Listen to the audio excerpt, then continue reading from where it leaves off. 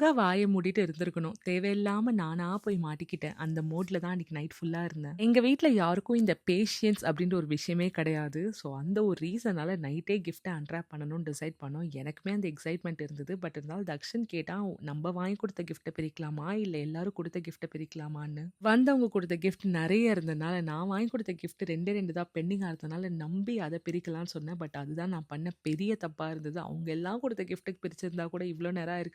But இந்த கிஃப்ட்ட set பண்றதுக்கு நாங்க பட்ட அவஸ்தை இருக்கே! தக்ஷன பொறுத்தவரைக்கும் இந்த கேர்ள் கலர்ஸ் எல்லாம் அவாய்ட் பண்ணிடுவான். இந்த பிங்க், பர்பிள் அந்த மாரிலாம். பட் இன்னைக்கு அவனுக்கு கலர பத்தி கூட பாதரேஷன் கிடையாது. இந்த டென்ட்ட கட்டி நான் உள்ள குடி போயே ஆகணுன்ற ஒரு விஷயம் தான் அவன் மைண்ட்ல இருந்தது. அதனால அவன் மோட்டிவேட்லாம் பண்ணி எனக்கு இதெல்லாம் பண்ண வச்சுட்டு இருந்தான்.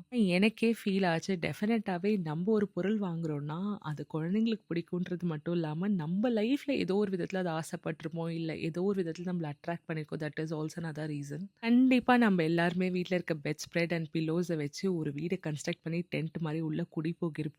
எனக்கு இன்னைக்கு இந்த டென்ட்டுக்குள்ள திருத்தி போயிட்டு வரும்போது அந்த ஒரு ஃபீல் தான் இருந்தது. நீங்க யாராவது அந்த மாரி விளையாடிருக்கீங்களா? அந்த விளையாட்டுலாம் உங்களுக்கு பிடிக்குமான்னு மறக்காம கமெண்ட்ல சொல்லுங்க. அண்ட் இந்த டென்ட்ட நானும் நெறைய யூஸ் பண்ணுவேன்னு நெனைக்கிறேன்.